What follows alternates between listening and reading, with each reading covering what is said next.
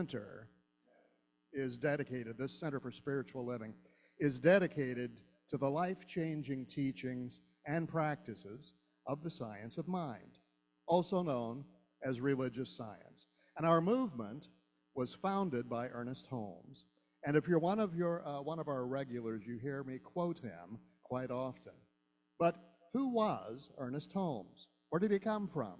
What was his life like? And why have so many people looked to him for answers to life's great mysteries? Well, this is a painting of him in academic or ministerial robes, and I'm not entirely sure that that's the way he would want to be remembered. It's said that his wife Hazel would try to intercept him before he left the house and see to it that he changed out of his khakis, plaid shirt, and moccasins and put on a suit and tie.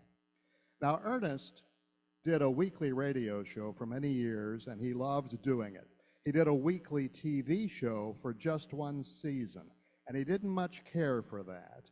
And I think that part of the reason was that he could dress comfortably on radio, but on TV he had to put on a suit and tie.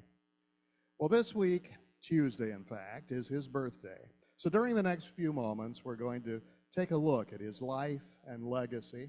And in studying Ernest Holmes, our goal is to get a peek into his consciousness, knowing that what he believed, practiced, and demonstrated is the very core of our teaching. Much of what we know about Ernest's early life was because of his brother Fenwick, who was also a minister. And Fenwick wrote, "A new age must wait upon someone to proclaim it. And no matter how great his future destiny and dignity, he must be born as a baby." And so it was that Ernest was born into a family as the youngest of 9 boys, one of whom died before reaching adulthood. There were no daughters. He was born on the morning of January 21st, 1887, in a tiny farmhouse in rural Maine. The temperature that day was 0, and so was the family's bank balance. Ernest was born and raised in poverty. His father didn't do well at farming or keeping sheep, and the farm had to be mortgaged. Later, when the bank foreclosed, the family moved into an abandoned house. Later, when the bank foreclosed and they had to figure out what to do and couldn't live in the abandoned house forever, his father got a job working as a cook in a logging camp, and the family was reunited, but they still had to move every time logging operations moved to a new camp. So for years, Ernest never celebrated 2 birthdays in the same house. The first real town Ernest Holmes lived in was Bethel, Maine. And in this very small community, he had his first exposure to a life of more than farms and forests.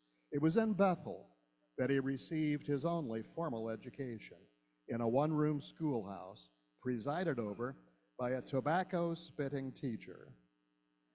The Holmes family attended the local Congregationalist church, and as a young boy, Ernest began developing talents that would serve him throughout his life.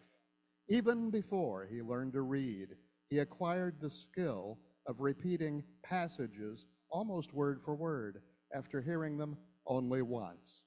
In his first public speech, which he presented at the age of 6, was at a church social, and a portion of his recitation went as follows. "You'd scarce expect one of my age to speak in public on the stage, and if I chance to fall below Demosthenes and Cicero, don't view me with a critic's eye, but pass my imperfections by." Well, there were 3 books on display in the Holmes household: the King James Version of the Bible, a children's book called The Story of the Bible, and a book of poems. But there was also a secret book in the house, a book called Natural Laws in the Spiritual World by Henry Drummond. This was an early metaphysical book which steered Ernest's father and mother away from the then prevalent concept of Satan.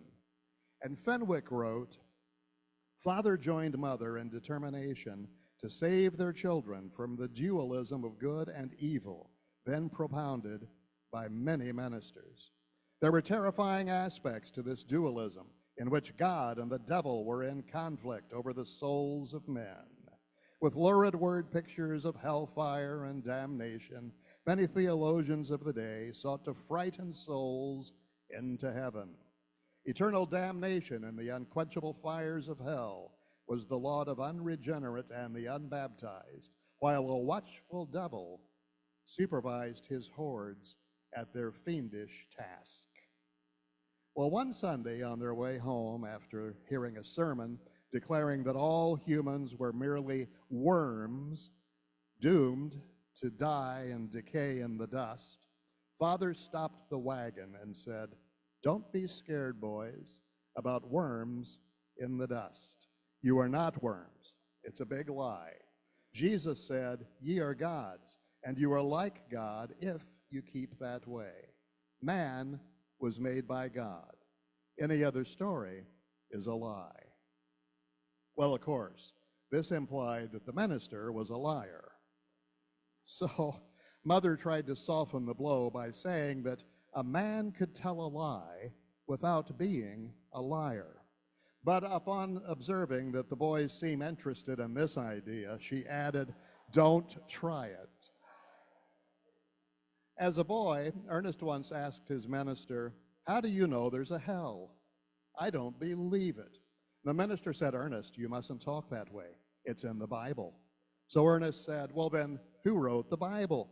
If it's in the Bible, then somebody made a mistake. If there's a hell, God would have to have had a hand in it. And if he did have a hand in it, he wouldn't be God. He'd be the devil." In later years, Ernest loved to tell the story about Thomas Troward's view of the devil. Troward was a judge and a metaphysician in England. And the story goes as follows. An old woman was outraged by hearing Troward declare in his lecture that there was no such being as the devil. And when the lecture was over, she indignantly challenged him. And he looked at her and said, "What do you want the devil for? For yourself?" "Of course not," she replied. "For your friends, then, or perhaps for your enemies?" "Oh, no," she said. "Well, then, what the devil do you want him for, madam?" As I mentioned, Ernest had very little formal schooling growing up. He had the equivalent of an 8th grade education, but he loved to read. And he asked so many questions that his mother nicknamed him the question mark. Despite his passion for learning, he couldn't get interested in school, and this trait was to follow him throughout his entire life. So as an adult, he would pay for private tutoring from university professors rather than sit in a classroom. There were 3 major influences on Ernest's spiritual development. The first was Emerson's essays, especially the essay Self-Reliance. Now, Emerson proclaimed a Christianity based on the teachings of Jesus without the traditional emphasis of Jesus as a savior. In Emerson's reckoning, we each must take the responsibility for being our own savior.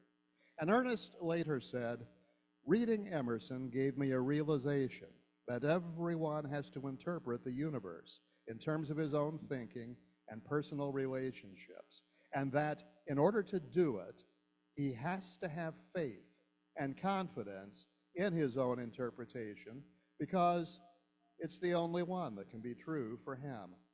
He who pursues the opinions of others will find himself in a revolving door and come out where he came in. Nothing has fundamental meaning to the individual until it becomes a part of his own living." So studying Emerson, Ernest began to think of God as first cause, being, spirit, and he began to believe that there was something in us that belongs to the universe and that it is related to us, which makes us special. And he also began to get a vague idea of the law of cause and effect, and a feeling that somehow our thinking could initiate a stream of causation that could result in the control of one's health and environment. As a young man, a teenager, Ernest lived in Boston with relatives who were staunch Baptists, and he was baptized there. Now, if you don't know about Baptists, they have an interesting form of baptism. They don't do any of that wussy sprinkling a few drops of water on your forehead. They actually dunk you completely underwater. So Ernest was baptized in Boston, and afterward he asked the minister, "Do you really think that baptism is necessary to salvation?" And in a nervous, low voice, the minister replied, "I don't actually know. But why take a chance?" And Ernest later said, "That's when I first looked into Buddhism." Well, Ernest had moved to Boston to enroll in the Powers School of Dramatic Expression. He was intending to pursue a career on the stage giving dramatic readings. And the head of the school, Mrs. Powers, was a reader at the Mother Church of Christian Science. So Ernest discovered Mary Baker Eddy's Science and Health with Key to the Scriptures. And reading it, he found a lot that he couldn't relate to, but he was intrigued by the new concept of prayer.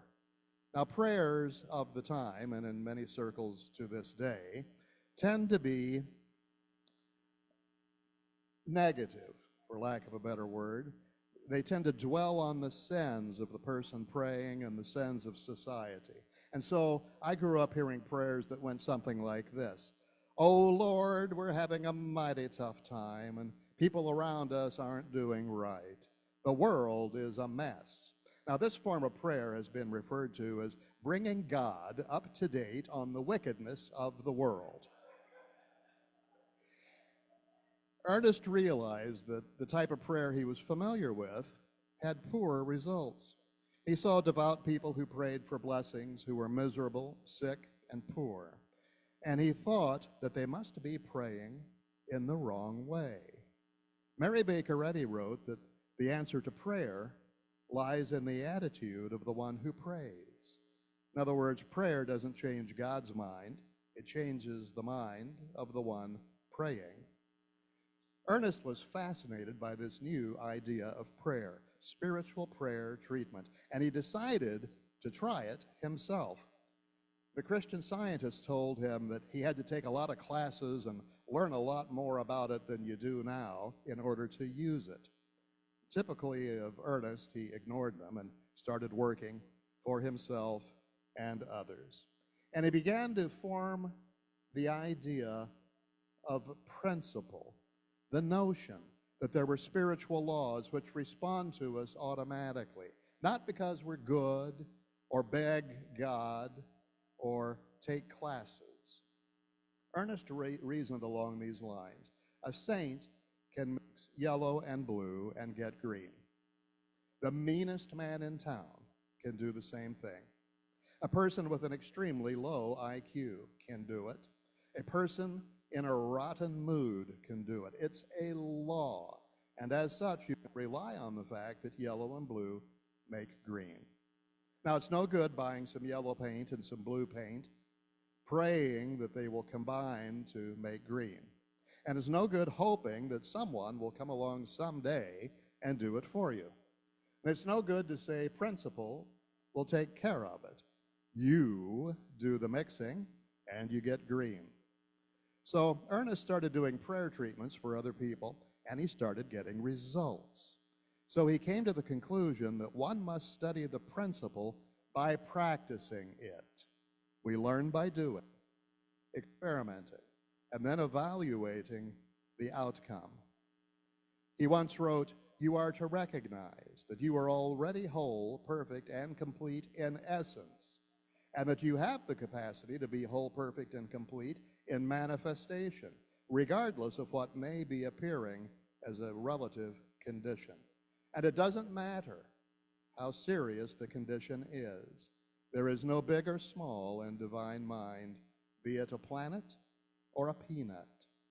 And then he added, never be astonished when prayer is answered. Be surprised when it isn't, and find out where you went wrong. Quick story, Ernest maintained an office in Los Angeles, and people would come to him for counseling and for treatment. One day a man came in, and Ernest said, how can I help you? And he says, Dr. Holmes, I am constipated. I have been constipated for over a week. The agony is unbearable. I came to see if you could help. Ernest stood up and said, thank you for coming, and ushered him to the door. The man said, aren't you going to treat me? He said, not while you're sitting in my office.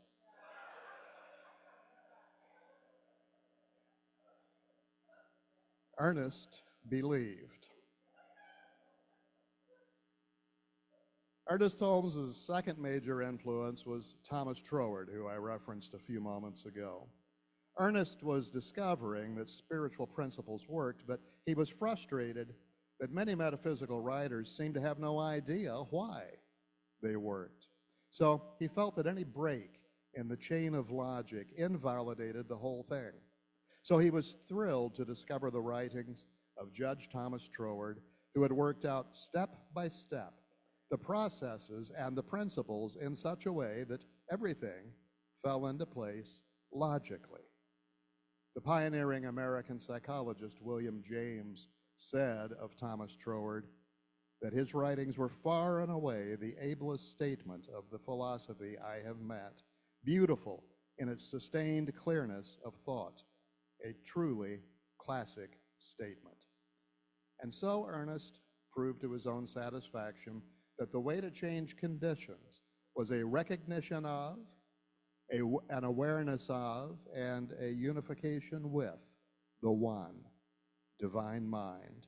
And Troward gave him a logical explanation as to why it worked and how. And that was the practical foundation for what would become the science of mind philosophy. The basis of all healing is a change of belief. The power being used is God power, not the power of the practitioner or the patient. It is the power of spirit, working in the individual, being unobstructed to do its perfect work by the elimination of false and negative thinking. And with respect to the control of conditions, Ernest realized that life must flow through all things. There is no such thing as dead matter. Moreover, life is one. Man's mind is made out of God's mind. Man governs by the process of the power of his thought. He can do with his life what he wants to do. He can make out of himself that which he wishes. And the third major influence on the thinking of Ernest Holmes was Emma Curtis Hopkins. She was known as the teacher of teachers. She had once been Mary Baker Eddy's executive assistant, and she went on with her own ministry, and she taught many pioneers of new thought, including the Brooks sisters, who founded Divine Science, the Myrtle Fillmore and Charles, who founded Unity. Emma Curtis Hopkins was a scholar of the Bible, the Vedas and the Bhagavad Gita, ancient Greek philosophy, world history, and culture. Ernest studied with her when she was nearly 80, and he was her last student. And from her, he developed a knowledge of mysticism, communion with spirit, and direct divine revelation. Mysticism, this inner knowing, this getting it from within instead of from books or teachers. This intuition or inner teaching is an experience that's hard to put into words, but when it happens, you'll know it. The persistent and sincere spiritually minded person will occasionally have flashes of insight that seem to come from nowhere, but really they're the result of a direct connection with what Ernest called the thing itself. In other words, we can only do so much by reading, hearing, or studying. We must eventually open our own door to the truth. The presence of the divine spark in everything was the heart and soul of Ernest's message. Emerson had located it, Troward had explained it, and mysticism made it personal. Ernest moved to California in 1912 at the age of 25 and took a job as the purchasing manager in the Venice City Parks Department. He always had a few metaphysical books on his desk, and one day his boss saw them and invited him to come to his house and speak about metaphysics for a group of friends. This impromptu gathering turned into regular sessions, and that quickly led to ever larger locations, halls, and theaters in which he gave lectures. Before long, he was speaking every week to crowds of hundreds and thousands. In 1918, he published his first book, Creative Mind, followed the next year by Creative Mind and Success. They're both fabulous books, and the last time I checked, they're in our lending library if someone doesn't have them checked out. In 1926, he published the first edition of the Science of Mind textbook, and its ideas can best be summed up in his own words. There is one infinite mind from which all things come. This mind is through, in, and around man. It is the only mind that there is, and every time man thinks, he uses it.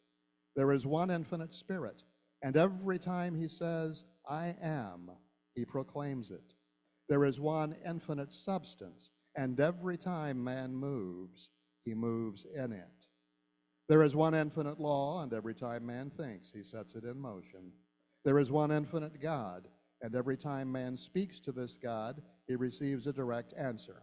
One, in all, over all, and through all.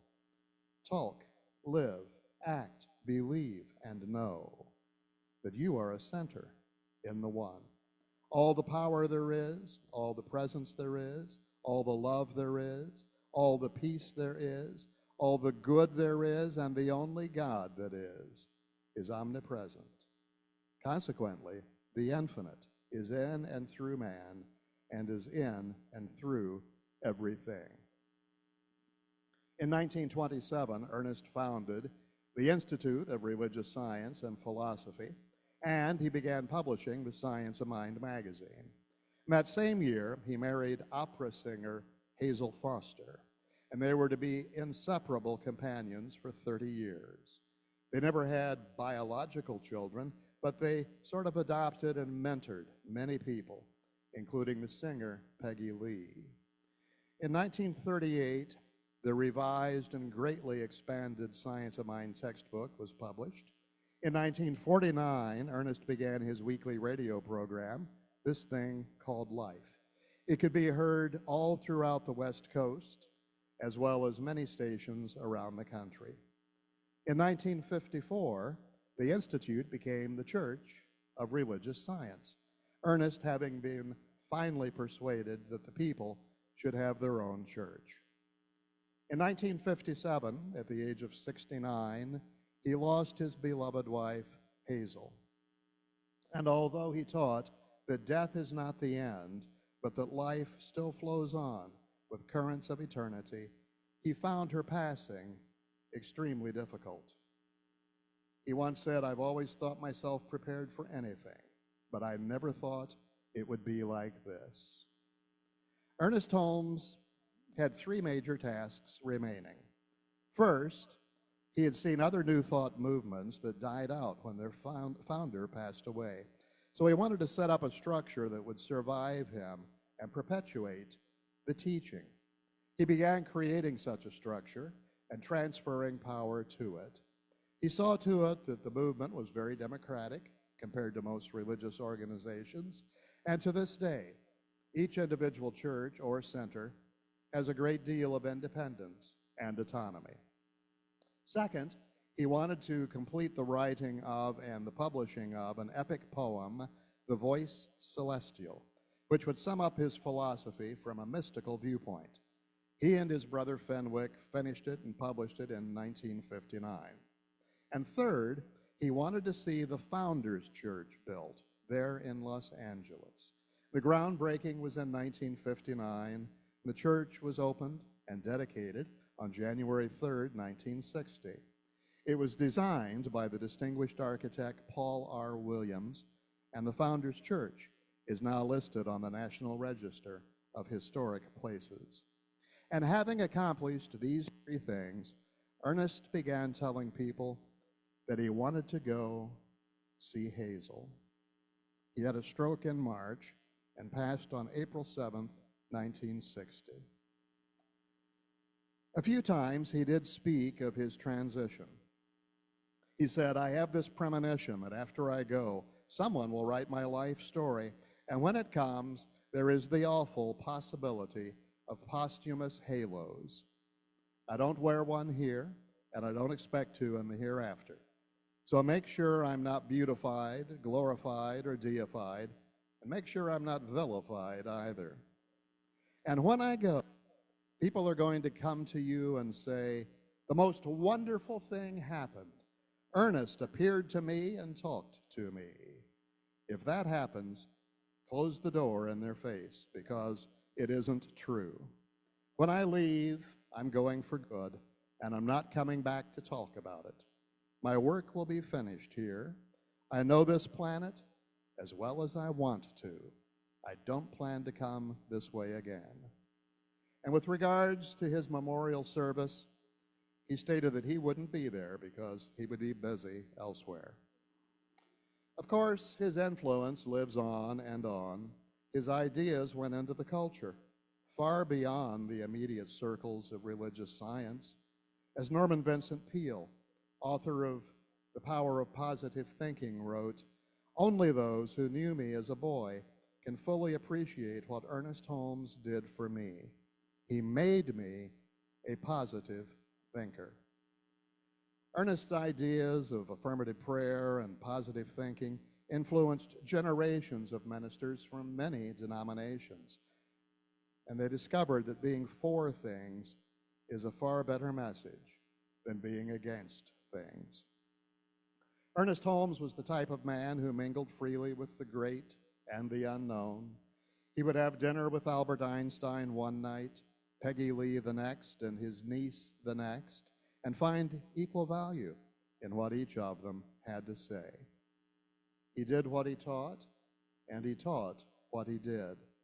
He loved everyone, so of course he found that they loved him back.